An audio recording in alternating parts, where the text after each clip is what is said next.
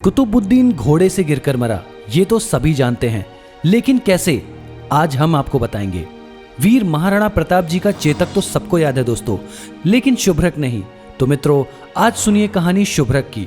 कुतुबुद्दीन ऐबक ने राजपूताना में जमकर कहर बरपाया और उदयपुर के राजकुमार कर्ण सिंह को बंदी बनाकर लाहौर ले गया। कुंवर का शुभ्रक नाम का घोड़ा था जो बहुत ही सुंदर और ताकतवर था, जिस वजह से शुभ्रक कुतुबुद्दीन ऐबक को पसंद आ गया और कुतुबुद्दीन उसे अपने साथ ले गया।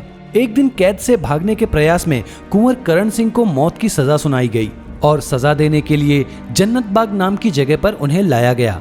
इन विदेशी आक्रमणकारियों की निर्दयता का प्रमाण इसी बात से लग जाता है दोस्तों, जब यह तय हुआ कि राजकुंवर जी का सर काटकर उससे पोलो खेला जाएगा, यानी घोड़े पर बैठकर उनके सर को पोलो खेलने के लिए इस्तेमाल किए जाने वाले बल्लों से तब तक इधर उधर मारा पीटा जाएगा जब तक वो सर किसका है ये पहचानना मुश्किल ना हो जाए। कुतुबुद्दीन ने कुंवर जी के ही घोड़े यानी शुभ्रक पर सवार होकर अपनी खिलाड़ी टोली के साथ जन्नत बाग में आया। शुभ्रक ने जैसे ही कुंवर जी को बंधक बना हुआ देखा तो उस अनबोलते जीव के आंखों से भी आंसू टपकने लगे और जैसे ही सर कलम करने के लिए कुंवर सा को बेड़ियों से खोला गया तो शुभ्रक ने वीरता का प्रमाण दिया और उसने उछलकर कुतुबुद्दीन को अपने पीठ से नीचे गिरा दिया और उसकी छाती पर अपने मजबूत पैरों से इतने घातक वार किए कि कुतुबुद्दीन के प्राण पखेरु वहीं उड़ गए।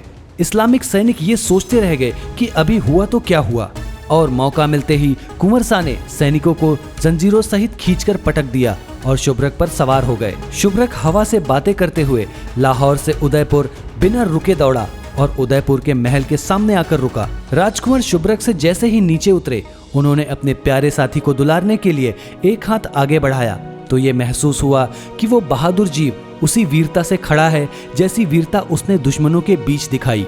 लेकिन ये दुख की बात थी कि उस वीर में प्राण नहीं बचे थे। सिर पर हाथ रखते ही शुभ्रक का बेजान शरीर जमीन पर लेट गया। दोस्तों, भारत के इतिहास में ये चीजें कहीं नहीं पढ़ाई जाती क्योंकि वामपंथी और मुगल परस्त लेखक अपने मालिकों की ऐसी दुर्गति वाली मौत बताने से हिचकिचाते हैं, जबकि फारस की कई पुरानी किताबों में कुतुबुद्दीन की मौत इसी तरह लिखी और बताई गई है।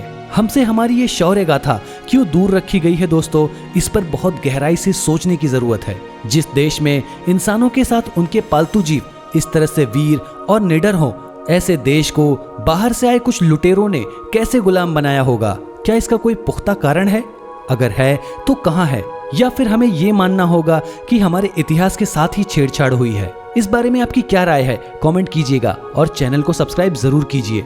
हम मिलते हैं आपसे दूसरी किसी वीडियो में, तब तक के लिए जय हिंद, वंदे मातरम।